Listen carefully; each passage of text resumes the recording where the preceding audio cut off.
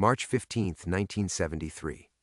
Vinnie Torino walked into his wife's bedroom and found FBI surveillance photos scattered across their bed.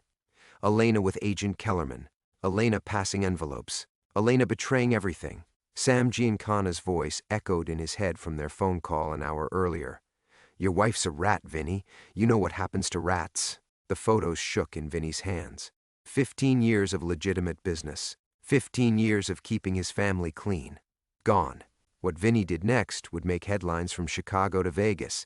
The FBI would call it the most brutal revenge killing in outfit history. But they got one detail wrong. They never understood who Vinnie was really protecting that night. The night he discovered his wife's secret. The night revenge wore a different face than anyone expected. Before we jump back in, tell us where you're tuning in from. And if this story touches you, make sure you're subscribed because tomorrow I've saved something extra special for you. The hook. Vinnie's legs gave out.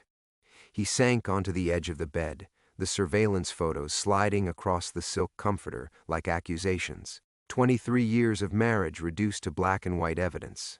Elena's face, captured through telephoto lenses, looked younger somehow, happier. The way she used to look at him. His hands moved without permission, spreading the photos wider. Elena shaking hands with Agent Robert Kellerman outside the Flamingo Hotel. Elena sliding an envelope across a diner table. Elena laughing, actually laughing, at something Kellerman said. The bedroom suddenly felt foreign.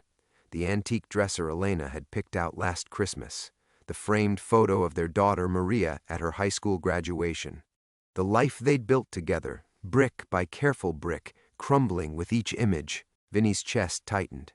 His breath came in shallow gasps. Not now. Not the attacks. Not when he needed to think clearly. He forced himself to count backwards from 10, the way Dr. Morrison had taught him after the war nightmares started. 10, 9, 8. The panic ebbed enough for him to focus on details. The photos were professional quality. FBI work, no question. But how had they ended up here? Who wanted him to find them? His wedding ring caught the afternoon light streaming through the blinds. 15 years in Vegas. 15 years since he'd walked away from Chicago and Sam Giancana's bloody business. He'd sworn to Elena that part of his life was over. No more late-night phone calls. No more men bleeding out in warehouse basements. No more Vincent Torino, the outfit's most feared enforcer. Just Vinnie, restaurant owner, husband, father. The restaurant. Torino's had been packed for lunch today. Regulars filling every booth. The cash register singing its familiar song. His legitimate empire, 3 restaurants, a catering business, real estate investments. All clean money, all legal, all worthless if Sam decided he was a liability. Vinnie picked up the phone, then set it down. What could he say to Elena? Where are you meeting FBI agents? Why are you destroying our family? Did you ever love me, or was this always the plan? The grandfather clock in the hallway chimed 4 times. Maria would be home from school soon. Sweet, innocent Maria who thought her father sold spaghetti and meatballs for a living, who had no idea about the bodies he'd buried, the families he'd destroyed, the reason they'd fled Chicago in the middle of the night when she was 3 years old. Footsteps on the front walkway. Elena's heels on the tile entryway. The jangle of keys. "Vinnie, you home early?" Her voice carried up the stairs, warm and familiar. The same voice that had whispered she loved him just this morning. The same voice that had apparently been spilling his secrets to the federal government. Vinnie gathered the photos quickly, shoving them into the top dresser drawer beneath Elena's silk scarves. His hands shook as he smoothed the bedspread, erasing evidence of his discovery. In the bedroom, he called back. Surprised his voice sounded normal. Elena appeared in the doorway, still beautiful at 45. Dark hair perfectly styled, red lipstick fresh. She'd been somewhere important today. Somewhere that required looking her best. "How was your day?" she asked, moving to the mirror to touch up her makeup. Such an innocent question, such a loaded answer. "Fine. The lunch rush was good." Tony burned the garlic bread again, but Mrs. Patterson didn't mind. He watched her reflection. "How about you? What did you do today?" Elena's hand paused for just a fraction of a second before continuing to apply lipstick. "Shopping. Had lunch with Linda. You know, the usual." The lie came so easily. How many lies had there been? How many lunches with Linda that were really meetings with federal agents? That's nice. Vinnie sat on the bed again, in the exact spot where he'd found his world ending. "Elena, can I ask you something?" She turned, eyebrows raised. "Of course. Are you happy? Here, I mean. With our life?" Her expression softened. She crossed to him, placed her hands on his shoulders. "Vinny, what's brought this on?" "Of course I'm happy. We have everything we ever wanted. Everything except the truth. I love you," he said, and meant it. Even now, even knowing what she'd done. "I love you too." Another lie? Or the cruelest truth of all? The phone rang downstairs. Elena kissed his forehead and went to answer it. Vinny listened to her muffled voice, trying to distinguish words. When she returned, her face was pale. "That was Sam Giancana," she said quietly. "He wants to see you tonight." Vinny's blood turned to ice. "Did he say why?" "No. But Vinny—" Elena sat beside him, took his hand. "Whatever this is about, we'll handle it together, like we always do. Together." As if she hadn't already chosen sides. As if the war hadn't already begun. Outside, storm clouds gathered over the Vegas desert. Tonight, Vincent Torino would have to decide who lived and who died. And the woman he loved most in the world had just painted a target on her own back. We're just getting started with Vinny's impossible choice between love and loyalty. If you're hooked on this twisted tale of betrayal in the Vegas underworld, hit that subscribe button. Tomorrow's chapter reveals exactly what Sam Giancana has planned, and trust me, you won't see it coming. Drop a comment and let me know, Team Elena or Team Sam? Introduction. The silence stretched between them like a fault line ready to split. Vinny stared at Elena's pale face, searching for cracks in the mask she'd worn so perfectly for God knew how long. Sam Giancana's name hung in the air like smoke from a gun barrel. Acrid, choking, impossible to ignore. "Together," Vinny repeated, the word tasting like ashes. He squeezed Elena's hand, feeling the wedding ring that had once symbolized unbreakable trust. Right. Elena's thumb traced across his knuckles, a gesture that had comforted him through 15 years of nightmares. The same nightmares that had driven him from Chicago's bloody streets to this desert oasis where he'd foolishly believed the past couldn't follow. "I should get ready," he said, standing. His reflection caught in Elena's vanity mirror, a 58-year-old man who traded brass knuckles for chef's whites, violence for marinara sauce. But the scars remained, 3 bullet wounds across his torso, the crooked nose from Mickey Torelli's baseball bat, the tremor in his left hand that appeared whenever Sam's name was mentioned. Elena rose, too, smoothing her skirt. "What time?" He didn't specify. With Sam, that means now. Vinny moved to the closet, pushing aside casual shirts to reach the darker clothes in back, the uniform of his former life, black slacks, charcoal shirt, leather jacket that could hide A38 if necessary. As he dressed, muscle memory kicked in. Check the exits, note potential weapons, trust no one completely. The rules that had kept him alive through 2 decades of Chicago's underworld came flooding back like a violent tide. "Daddy?" Maria's voice from downstairs made them both freeze.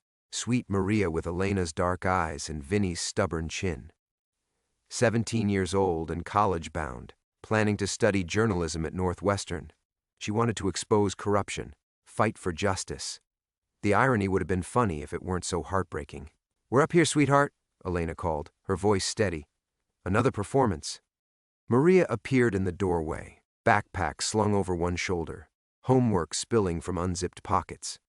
She'd inherited Elena's beauty, but thankfully none of Vinny's capacity for violence. In 17 years, he'd never seen her so much as swat a fly with genuine anger. "Why are you dressed like Johnny Cash?" Maria grinned, gesturing at Vinny's dark clothes. "Hot date with Mom?" "Business dinner," Vinny said, nodding his tie. The lie came easier than it should have. Boring restaurant stuff, supply contracts. Maria wrinkled her nose. "On a Thursday night? That's dedication." She turned to Elena. "Mom, can I sleep over at Jessica's Saturday?" Her parents said yes. "Of course, baby." Elena's smile looked genuine, but Vinny caught the slight tremor in her hands as she smoothed Maria's hair. "Just call when you get there." Watching them together, his wife and daughter, the 2 people who made his life worth living, Vinny felt something crack inside his chest, not his heart. That had already shattered when he'd found the surveillance photos. This was deeper, the foundation of everything he'd built since leaving Chicago. Maria kissed Elena's cheek, then crossed to hug Vinny. She smelled like strawberry shampoo and textbooks, innocence and possibility. For just a moment, he allowed himself to hold her tight, memorizing the weight of her against his shoulder. "Love you, Dad. Love you too, sweetheart. More than you know." She bounded downstairs, teenage energy filling the house with life. Vinny heard her rummaging in the kitchen, probably making the sandwich and chips combination she'd eaten every day after school since middle school. Normal sounds, safe sounds, the kind of sounds that might disappear forever after tonight. Elena moved to the window, parting the blinds to peer at the desert beyond their manicured lawn. Storm clouds were building on the horizon, dark and threatening. "Remember when we first moved here?" she said softly. "You said Vegas was where people came to reinvent themselves." "I remember." Vinny checked his wallet, counted the emergency cash he always carried. "Old habits.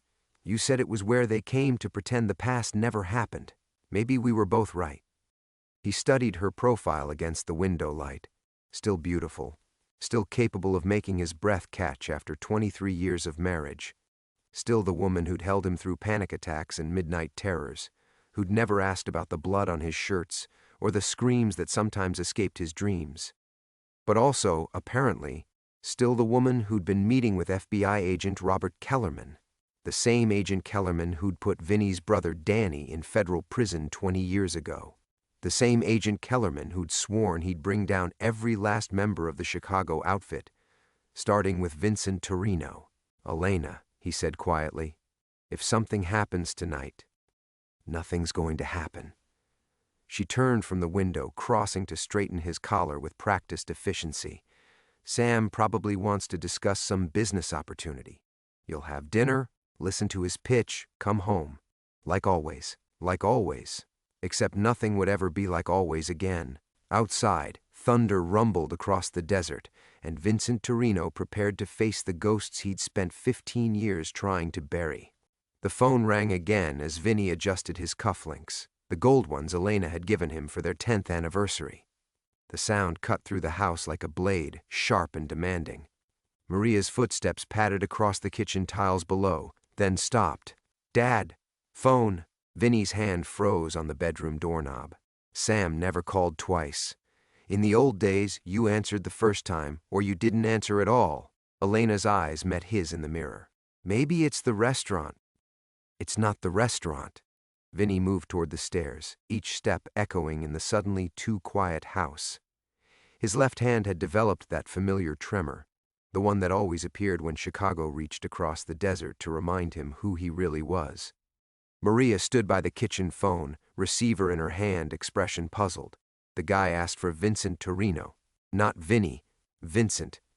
She emphasized the formal name like it belonged to a stranger.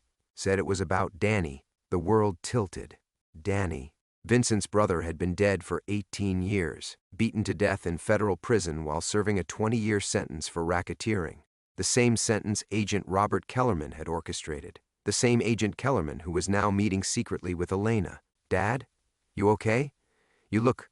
Give me the phone." Maria handed over the receiver, backing away from the violence that must have flickered across his face. Vinny forced his expression neutral, but the damage was done. His daughter's eyes held a question she'd never asked before. "Who are you really?" Vincent Torino speaking. "Vinny." The voice belonged to Tommy Marconi, Sam's current right hand. Gravelly from too many cigarettes, Brooklyn accent still thick after 30 years in Chicago. "Sorry to bother you at home. What's this about Danny?" Silence stretched across the phone line. In the background, Vinny could hear the familiar sounds of Chicago. Traffic, sirens, the elevated train. Sounds that used to be home. "Maybe we shouldn't discuss this on the phone," Tommy said carefully. "Sam wants to see you tonight. Earlier than planned." "How much earlier?" "Now would be good. He's at the Desert Inn, Presidential Suite." The Desert Inn, where Howard Hughes had lived like a hermit for 4 years before disappearing into legend, where high-stakes poker games ran 24 hours a day in back rooms that didn't officially exist, where men like Sam Giancana conducted business that never made it into any ledger. "Tommy." Vinny turned his back to Maria, lowering his voice. Why did you mention Danny? Another pause. When Tommy spoke again, his words came slowly, deliberately. Sometimes the past don't stay buried as deep as we think. Sometimes people dig things up, people who shouldn't be digging. The surveillance photos flashed through Vinny's mind. Elena laughing with Agent Kellerman. Elena sliding envelopes across diner tables. Elena betraying 23 years of marriage to the same man who destroyed his family once before. I'll be there in 30 minutes. Vinny? Tommy's voice carried a note Vinny hadn't heard since the old days. Sympathy. Bring your coat, it's cold tonight. The line went dead. Vinny stared at the receiver, Tommy's words echoing in his head. Bring your coat. In Vegas, in October, when it was still 80 degrees outside. Code from their Chicago days. Bring your gun. Dad? Maria's voice seemed to come from very far away. Who's Danny? Vinny turned to find his daughter watching him with Elena's intelligent eyes. Behind her, Elena stood in the kitchen doorway, face white as bone china. She'd heard enough. Danny was my brother, Vinny said quietly. He died a long time ago. You never mentioned. Some things are better left buried. Vinny moved toward the garage, muscle memory guiding him to the hidden panel behind his workbench. The .38 was still there, wrapped in oiled cloth, ammunition beside it. Clean and ready, just like he'd left it 15 years ago. The weight of the gun in his hand felt like coming home and losing everything all at once. Elena appeared beside him. Vinny, whatever this is, you know what this is. He met her eyes, seeing the woman he'd loved and the stranger she'd become. The question is how long you've known. Her face crumbled. No more masks, no more performances. Just Elena, caught between the life she'd wanted and the truth she'd been running from. I was trying to protect us, she whispered. To protect Maria. By talking to Kellerman? The man who killed my brother? Danny died in prison, Vinny. Kellerman put him there. The words exploded out of him. And now he's coming for me, using my own wife as bait. Thunder crashed overhead, and Vincent Torino understood that his 15-year exile was over. Chicago had found him. The past had found him. And tonight, in a presidential suite overlooking the Vegas Strip, he would finally learn the price of trying to bury who he really was. The garage fell silent except for the rain drumming against the metal roof. Vinny slipped the .38 into his shoulder holster, the familiar weight settling against his ribs like an old scar. Elena watched him, tears cutting tracks through her carefully applied makeup. I can explain everything, she said. If you just listen, not now. Vinny grabbed his leather jacket from the hook by the workbench. Sam's waiting. Then let him wait. Vinny, please, look at me. He couldn't. Looking at Elena meant seeing 23 years of marriage dissolving into lies. It meant accepting that the woman who'd shared his bed, raised his daughter, and promised to love him until death had been feeding information to the FBI, to Agent Robert Kellerman, the same Kellerman who'd orchestrated Danny's downfall, who'd planted evidence, turned witnesses, and ensured Vincent's little brother died in a federal cage. Daddy? Maria's voice drifted from the kitchen doorway. She stood silhouetted against the house lights, 17 years old and suddenly looking much younger. Is everything okay? The question hung in the air like smoke from a confession booth. How did you tell your daughter that her mother was an informant? That her father had killed men with his bare hands? That the safe, normal life they'd built in Vegas was constructed on foundations of blood and betrayal? Everything's fine, sweetheart. The lie tasted like copper pennies. I just have to take care of some business. But it's almost dinner time. Mom made your favorite. I'll eat later. Maria's face crumpled with the particular confusion of adolescence meeting adult deception. She knew something was wrong but lacked the context to understand what. Vinny envied her that ignorance. Elena moved toward their daughter, maternal instincts overriding everything else. Come inside, baby. Let Dad handle his meeting. What kind of meeting requires a gun? The words stopped everyone cold. Maria stood in the doorway, pointing at the slight bulge beneath Vinny's jacket. Her journalism instincts, the same instincts that would someday expose corruption and fight injustice, had spotted what her parents hoped to hide. Vinny and Elena exchanged glances. In that moment, their separate betrayals seemed insignificant compared to their shared failure as parents. They'd dragged their innocent daughter into a war zone and called it home. Sometimes, Vinny said carefully, people carry protection in case they need it. It doesn't mean they want to use it, like a seatbelt, Elena added weakly. Maria's laugh held no humor. Seatbelts don't kill people, Mom. Before either parent could respond, she disappeared into the house. Her bedroom door slammed with the force of 17 years' worth of questions finally demanding answers. Elena sagged against the garage wall. She knows something's wrong. She's known for years. Vinny checked his watch. 20 minutes to reach the Desert Inn. 20 minutes to figure out how to keep his family alive while satisfying Sam Giancana's definition of loyalty. Kids always know. They just pretend not to for our sake. Thunder rolled across the desert again, closer now. The storm was moving fast, the way desert storms always did. No warning, no gradual build-up, just sudden violence followed by devastating floods. Vinny. Elena's voice was barely a whisper. What's going to happen tonight? He wanted to tell her everything would be fine, that Sam just needed to discuss restaurant business or Vegas politics, that they'd all wake up tomorrow in the same beds, in the same house, with the same comfortable lies intact. Instead, he started the car. The Cadillac's engine purred to life, drowning out Elena's protestations. Through the rearview mirror, Vinny watched his wife standing in the garage doorway, arms wrapped around herself like armor. She looked small and fragile and utterly beautiful. She also looked terrified. As he backed out of the driveway, Vinny caught a glimpse of Maria at her bedroom window. Their eyes met for just a moment. Father and daughter, separated by glass and secrets and 15 years of careful deception. Then she yanked the curtains closed. The radio crackled to life as he turned onto Las Vegas Boulevard. Local news, weather reports. A story about corruption in the police department that made him laugh bitterly. If they only knew what real corruption looked like. Downtown Vegas glittered ahead, neon and promise and sin packaged for tourist consumption. The Desert Inn rose against the storm clouds like a beacon, its presidential suite windows glowing warm and golden. Somewhere up there, Sam Giancana waited with questions about Danny, about Elena, about loyalty and betrayal and the price of trying to leave Chicago's bloody embrace. Vinny's hands tightened on the steering wheel as the first fat raindrop splattered against his windshield. Behind him, his family wondered who he really was. Ahead of him, his past demanded payment for 15 years of peace, and Agent Robert Kellerman, somewhere in the shadows between, pulled strings like a master puppeteer orchestrating everyone's destruction. The Desert Inn's valet looked like he'd stepped out of a magazine.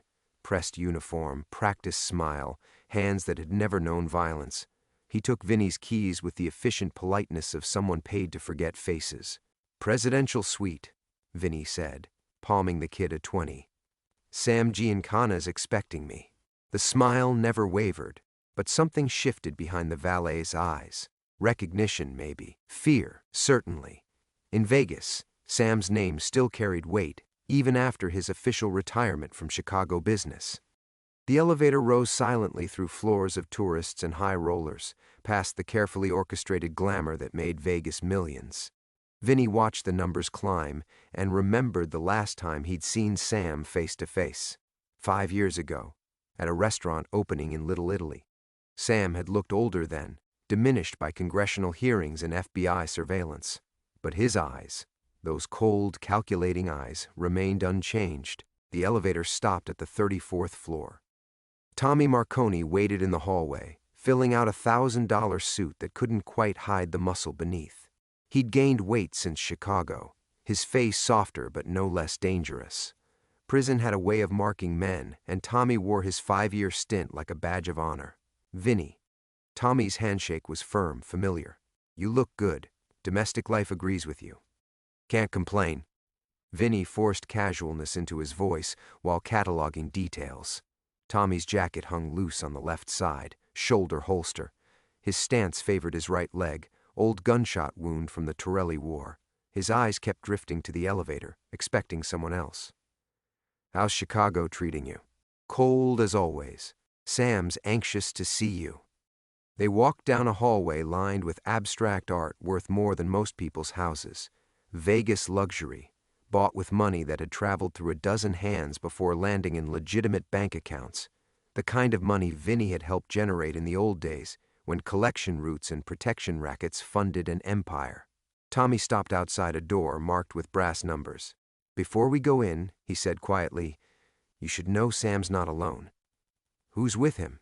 "Someone you haven't seen in a while. Someone who's been asking questions about your brother, Danny." Always back to Danny. Vincent's brother had been the idealistic one, the Torino who believed honor still existed in their business. He'd refused to pay tribute to New York, refused to cut Chicago's share of his numbers operation, refused to accept that loyalty was a luxury they couldn't afford. Agent Kellerman had exploited that idealism, turning Danny's honor into evidence, his principles into a federal case. Tommy opened the door. The presidential suite stretched before them like a movie set, floor-to-ceiling windows overlooking the Strip, leather furniture arranged around a marble fireplace, a wet bar stocked with liquor that cost more per bottle than most people earned in a month. Rain streaked the windows now, turning the neon outside into impressionist smears of color. Sam Giancana sat in a wingback chair, nursing a glass of scotch. At 73, he looked every day his age. Gray skin, trembling hands, the weight of 50 years in organized crime carved into his face like scars. But when he smiled, Vinny glimpsed the man who'd once ruled Chicago with brass knuckles and bulletproof confidence. Vincent. Sam's voice carried traces of his Sicilian childhood. "Come here, let me look at you." Vinny crossed the room, acutely aware of the .38 beneath his jacket. Sam stood slowly, arthritis making the movement painful, and embraced him with genuine warmth. For a moment, Vinny was 25 again, a eager soldier grateful for recognition from the boss. "You've done well for yourself," Sam said, stepping back. "The restaurant business suits you, honest work." He emphasized the word honest like it was a foreign concept. "It pays the bills." "And your family?" "Elena and the girl. Maria?" The casual mention of his daughter's name sent ice through Vinny's veins. "They're fine." "I'm sure they are. Beautiful women, both of them." "You're a lucky man, Vincent." The threat wrapped in politeness was pure Sam, elegant, understated, absolutely lethal. Vinny had heard him use the same tone before ordering executions. Movement from the shadows beside the fireplace caught his attention. A figure stepped into the light, and Vinny's blood turned to concrete in his veins. Agent Robert Kellerman looked older but unmistakable, tall, lean, with the gray hair and hard eyes of someone who'd spent decades hunting men like Sam Giancana. The same face Vinny had seen in surveillance photos with Elena, the same man who'd systematically destroyed Danny's life and called it justice. "Hello, Vincent," Kellerman said. "We need to talk about your wife." Thunder crashed outside, shaking the windows, and Vincent Torino realized he'd walked into something far worse than betrayal. He'd walked into a reckoning 20 years in the making. The past had finally come to collect its due. Plot twist. The room fell silent except for rain lashing the windows and the distant hum of Vegas below. Vinny's hand moved instinctively toward his shoulder holster, but Sam's voice stopped him cold. "I wouldn't, Vincent. Agent Kellerman is here at my invitation." The words hit Vinny like physical blows. Sam Giancana, the man who'd built an empire on the principle that federal agents were the enemy, who'd ordered hits on witnesses and judges, who'd made war against the FBI for 50 years, was sitting in a presidential suite sharing scotch with Agent Robert Kellerman. Confused? Kellerman's smile held no warmth. "You should be. Your world isn't what you think it is, Vincent. It never was." Vinny's mind raced through possibilities, each more impossible than the last. "How long?" he asked Sam. "How long?" "What? How long have you been working with the feds?" Sam's laughter was genuinely amused. "Working with them? Vincent, you misunderstand the situation entirely." He gestured to the leather sofa. "Sit. Let Agent Kellerman explain why he's been meeting with your wife." Vinny remained standing, muscles coiled. Every instinct screamed trap, but the pieces weren't fitting together the way they should. If this was a setup, why reveal Kellerman's presence? If Sam had turned informant, why summon Vinny here? If Elena was betraying him, why— "Your wife isn't an FBI informant," Kellerman said quietly. "She's been trying to become one." The words hung in the air like smoke. Vinny felt the world shift beneath his feet. Everything he'd believed for the past 24 hours suddenly suspect. That's impossible. I saw the photographs. You saw her approaching me. Repeatedly. Kellerman opened a briefcase and withdrew a manila folder. Elena Torino has been attempting to make contact with my office for 3 months. She wants to trade information about your past activities in exchange for witness protection. For your family. Vinny stared at the folder, his throat closing. You're lying. Am I?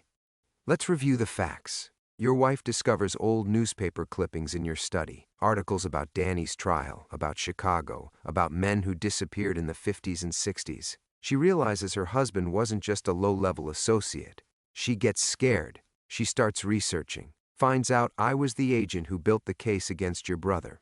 She decides I'm the one who can help her family disappear before the past catches up. Each word was a nail in the coffin of everything Vinny thought he knew. He remembered Elena in his study 3 months ago, claiming she was looking for tax documents. Remembered her nervousness, her sudden interest in their financial accounts, her questions about selling the restaurant. But every time she tries to approach me, Kellerman continued, I turn her away. Because I already have what I need. Sam raised his scotch in a mock toast. Tell him, Agent Kellerman. Tell Vincent about his brother. Kellerman's expression was carved from granite. Danny Torino wasn't a victim, Vincent. He was my informant, had been for 2 years before his arrest. The room spun. Vinny gripped the back of a chair to keep from falling. That's a lie. Danny died because he wouldn't cooperate. Danny died because his cover was blown. Kellerman's voice was clinical, matter of fact. He'd been feeding me information about Chicago operations, New York connections, murder contracts. Everything. The arrest was supposed to be theater. A few years in minimum security, then relocation with a new identity. Instead, someone figured out he was talking. Vinny looked at Sam, whose face showed no emotion. You knew. I suspected. Danny was always too smart, too careful. When he suddenly started making mistakes, leaving evidence behind. Sam shrugged. I had him killed in prison, made it look like a race thing. The blacks and Italians were always fighting anyway. The words hit Vinny like bullets. His brother, his idealistic, honorable brother, had been an FBI informant, had been murdered on Sam's orders. And for 20 years Vinny had blamed Kellerman, had built his hatred around a lie. Your brother was trying to bring down the outfit from the inside, Kellerman said.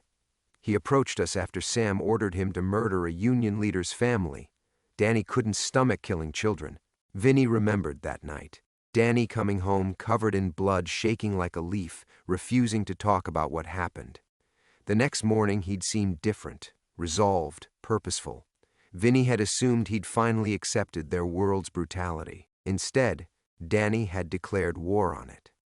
He wanted you to have a choice, Kellerman continued. Your brother's last message was about you. He said Vincent Torino wasn't a killer by nature, just circumstance. He wanted you to have the chance to walk away that he never got. Sam stood slowly, his face showing the first trace of genuine emotion. Anger. Which brings us to tonight, Vincent. Your wife thinks she can trade you for safety. Your brother thought he could trade me for justice. And you, Sam's eyes glittered with malice, you thought you could trade Chicago for peace. The old man moved to the window, staring out at the storm. None of you understood the fundamental truth. There is no walking away from this life. There is no redemption. There is only what you owe and what you pay. Thunder exploded overhead, and Vincent Torino finally understood. He'd spent 20 years hating the wrong man for his brother's death, while the real killer sat in Chicago, planning this moment, when past and present would collide, and all debts would finally come due. The silence stretched like a taut wire, broken only by rain hammering the windows and the distant rumble of Vegas traffic 34 floors below. Vinny stared at Sam Giancana, the man who'd murdered his brother, who'd let him build 20 years of hatred around a lie, and felt something fundamental crack inside his chest. Why? The word came out raw, barely audible. Why tell me this now? Sam turned from the window, his ancient eyes reflecting the neon glow from the strip. Because it's time to settle accounts, Vincent. All of them. Kellerman closed the manila folder and set it on the coffee table between them. Your brother made a request before he died. He asked me to watch over you, Make sure you stayed clean. For 20 years, I've honored that promise. You've been watching me, protecting you." Kellerman's voice carried unexpected weight. Every time Chicago sent someone to Vegas asking questions about Vincent Torino, they got misdirected. Every time your name surfaced in investigations, the evidence disappeared. Danny bought you 15 years of peace with his life. I made sure you kept it. The room felt like it was collapsing inward. Vinny gripped the chair harder, knuckles white against the leather. Everything he'd believed, about Danny, about Kellerman, about Elena, was crumbling like sand. "But protection has its limits," Sam said, settling back into his chair with the careful movements of a man whose body had betrayed him. "Your wife's attempts to contact Agent Kellerman have attracted attention. People in Chicago are asking why the widow of Vincent Torino is so desperate to make deals with federal agents. Elena doesn't know anything." "Elena knows enough." Sam's interruption was gentle, almost paternal. "She knows you weren't just a restaurant manager in Little Italy. She knows you disappeared for days at a time in the old days. She's smart, Vincent. Smart women are dangerous in our business." Tommy Marconi moved from his position by the door, positioning himself behind the sofa, not threatening, but ready. The subtle shift in body language told Vinny everything he needed to know about how this conversation would end. "What do you want, Sam?" "What I've always wanted. Loyalty, respect, and payment for services rendered." The old man's smile was reptilian. "You owe me, Vincent, for 15 years of looking the other way while you played house in the desert, for not burning down your little restaurant when you left Chicago without permission, for letting you pretend to be someone else." Thunder shook the building, and through the windows, Vinny could see the storm unleashing its full fury on the city. Lightning illuminated the darkness in stark, violent flashes, the same way truth was illuminating the careful lies that had sustained his life. "There's a union leader in Cleveland," Sam continued conversationally. "Frank Moretti. He's been refusing to play ball with our construction interests. Thinks federal protection will keep him safe." Sam's eyes never left Vinny's face. "I need someone to explain how wrong he is." The words hit like ice water. "You want me to kill him. I want you to remember who you are, Vincent. What you are." Sam leaned forward, his voice dropping to a whisper. "You think 15 years of serving pasta makes you a legitimate businessman? You think a wedding ring washes the blood off your hands? You're Vincent Torino. You're mine. You've always been mine." Kellerman had remained silent during this exchange, but now he spoke quietly. "Your brother died believing you could be better than this, Vincent. Don't prove him wrong." "Agent Kellerman forgets his place," Sam said without looking away from Vinny. "This isn't about what Danny wanted. It's about what you owe. And if you refuse," Sam's smile widened, "well, I hear your daughter is quite the beauty. 17, isn't she? Smart girl. Wants to be a journalist, from what I understand. Dangerous profession. Lots of accidents happen to reporters who ask the wrong questions." The threat was spoken so casually it took a moment to register. When it did, Vinny felt murder rise in his chest like molten steel. "Touch my family," he said quietly, "and I'll kill you myself." "There's the Vincent I remember." Sam's laughter was genuinely delighted. "But you won't have to kill me, because you're going to do exactly what I ask, because that's who you are, because your wife needs protecting, and your daughter needs a father who's alive to walk her down the aisle someday." The old man stood again, this time with more effort. Age and arthritis were winning their war against his body, but his mind remained sharp as a blade. "Cleveland, Vincent, 1 week. Show Frank Moretti what happens when people forget their obligations." Sam moved toward the door, Tommy falling in behind him. "Agent Kellerman will drive you home. I'm sure you have a lot to discuss." As the door closed behind them, Vincent Torino was left alone with the man he'd blamed for his brother's death, while outside the storm raged with the fury of 20 years' worth of buried truth finally breaking free. The silence after Sam's departure felt absolute, despite the storm's fury outside. Vinny stood frozen beside the leather chair, his world reduced to the sound of his own breathing and the weight of Kellerman's presence behind him. 20 years of carefully constructed hatred hung between them like a blade, suddenly purposeless. "Your brother was a good man," Kellerman said finally. He deserved better than what happened to him. Vinny turned slowly, meeting the federal agent's eyes for the first time without the filter of rage. Kellerman looked older than his 60-odd years, worn down by decades of hunting monsters who wore expensive suits and called themselves businessmen. He was an informant. The words tasted like ashes in Vinny's mouth. He was a man trying to save his soul. Kellerman moved to the wet bar, poured 2 glasses of scotch, Sam's scotch, expensive and smooth as silk. He offered one to Vinny, who stared at it without moving. Danny came to us after Cleveland. You remember Cleveland, don't you, Vincent? The memory hit like a physical blow. 1957. A union organizer named Murphy who'd been skimming from the pension fund. Sam had sent Danny to make an example, but Murphy's 8-year-old daughter had been in the house. Danny had completed the job anyway, because that's what soldiers did. But when he came home to Chicago, he'd locked himself in the bathroom and vomited for an hour. He couldn't live with it anymore, Kellerman continued. Said he'd become something his mother wouldn't recognize. Asked me if there was a way back from hell. Vinny finally took the scotch, his hands steady despite everything crumbling inside him. And you told him there was? I told him the truth. There's no erasing what we've done, any of us, but we can choose what we do next. Kellerman moved to the window, watching lightning fracture the darkness above the strip.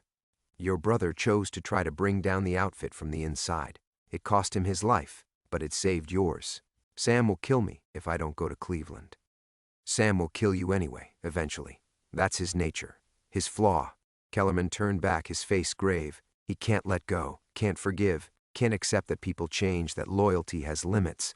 That's why he's sitting in hotel suites making threats instead of running an empire. Outside, the storm was reaching its peak, rain lashing the windows with biblical fury. Vinny thought of Elena at home, probably watching the weather reports and worrying about flash floods. Thought of Maria upstairs doing homework, dreaming of journalism school and a future that had nothing to do with men like Sam Giancana. Elena doesn't know about Danny, Vinny said. No, she just knows you're haunted by something, and she's smart enough to be scared. Kellerman finished his scotch, set the glass down with deliberate care. She loves you, Vincent, enough to risk approaching a federal agent to save your family. That's not betrayal. That's devotion. The words cut deeper than any accusation could have. Elena, his beautiful, intelligent Elena, had seen the shadows that followed him and chosen to fight them the only way she knew how. While he'd been building walls of lies to protect her, she'd been trying to tear them down to free him. What did you tell her?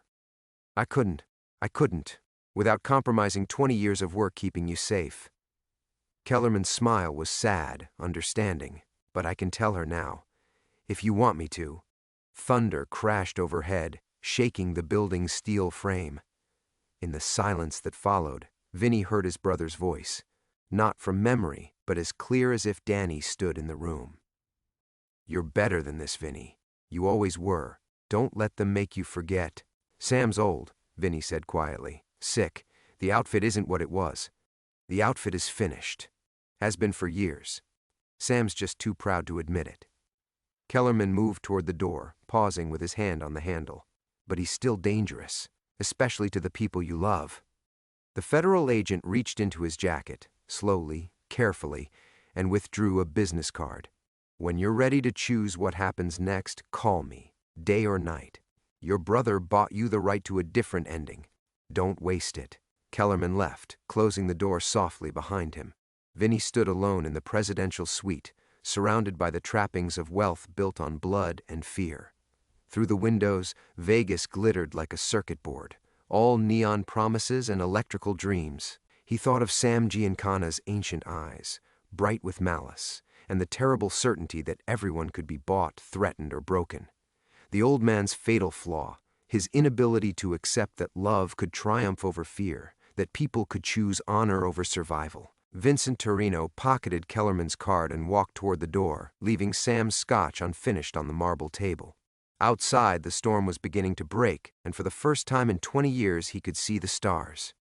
The rain had stopped by the time Vinny reached the casino floor, leaving the city washed clean and gleaming under the desert stars. He walked through the maze of slot machines and card tables without seeing them, his mind still processing 20 years of shattered assumptions. The business card felt heavy in his jacket pocket, heavier than any gun he'd ever carried. The valet brought his Cadillac around, and Vinny drove through empty Vegas streets toward Henderson, toward home. The radio played Sinatra, something about doing it your way, and he almost laughed at the bitter irony. Frank had been smart enough to stay bought, to play both sides while keeping his hands clean. Vinny had never been that clever. Elena was waiting in the kitchen when he walked through the front door, still dressed despite the late hour. She looked up from her coffee cup with eyes that held too much knowledge, too much fear carefully controlled. "How long have you known?" he asked quietly. She didn't pretend to misunderstand. "About Chicago? About what you really did there?" Elena set down her cup with hands that barely trembled. 3 months, maybe longer if I'm honest with myself. Vinny pulled out a chair and sat across from her at the same table where they'd shared 15 years of breakfasts, homework sessions, and quiet conversations about ordinary things, normal things, the kind of life he'd never expected to have. "I found Danny's letters," Elena continued, "hidden in your study, behind the tax files. Letters he wrote but never sent, talking about wanting to make things right, about protecting his little brother from becoming something terrible." She reached across the table and touched his hand. "He loved you very much." The simple statement broke something inside Vinny's chest. He'd spent 2 decades carrying his brother's memory like a wound, and now he learned Danny had died trying to save him from the very life that wound had created. "You tried to contact the FBI. I tried to find a way out. For all of us." Elena's voice was steady, but tears tracked down her cheeks. "I saw how you looked at Maria sometimes, like you were afraid she'd discover who you really were. I saw how you jumped every time the phone rang late at night. I couldn't live watching you carry that fear forever." Through the kitchen window, Vinny could see their neighbor's sprinkler system watering the perfect suburban lawn, everything orderly and peaceful and wonderfully mundane. The life he'd built here was real, even if it was built on lies. The love in this house was real, even if it was built on silence. "There's something I have to tell you," he said. So he told her. About Sam's visit, about Cleveland, about the choice that wasn't really a choice, about Tommy Marconi and threats wrapped in grandfatherly smiles, about Agent Kellerman and Danny's real story and 20 years of protection that was finally running out. Elena listened without interrupting, her hand never leaving his. When he finished, she was quiet for a long moment, processing the weight of it all. "What will you do?" Vinny thought about Sam Giancana's certainty that everyone could be owned, that the past was an unbreakable chain binding them all. He thought about Maria upstairs, dreaming of a future where justice came from newspaper headlines instead of gun barrels. He thought about Elena's courage in approaching Kellerman, willing to risk everything to free her family from shadows she barely understood. "I'm going to call Agent Kellerman," he said finally, "and then I'm going to do something Danny would be proud of." Elena squeezed his hand. "What about Sam? What about the threats?" "Sam's right about one thing. This life doesn't let go easily." Vinny pulled Kellerman's card from his pocket, studying the simple government printing. "But he's wrong about everything else. People can change. Love is stronger than fear. And some debts can only be paid by refusing to pass them on." They sat together in the quiet kitchen as dawn approached, 2 people who'd found each other across the wreckage of carefully constructed lies. Outside, Henderson was waking up, sprinklers and garbage trucks, and the ordinary machinery of suburban life continuing its eternal cycle. Vinny thought about his brother's last message, about choices and second chances and the terrible courage it took to be better than your worst moments. He thought about Maria's future and Elena's devotion and the weight of decisions that rippled across generations. The phone felt surprisingly light in his hand when he finally picked it up to dial. Through the kitchen window, the sun was rising over the desert, painting the mountains in shades of gold and possibility. For the first time since he'd seen those surveillance photographs, Vincent Torino could see the stars, and in their light he could finally see the way home.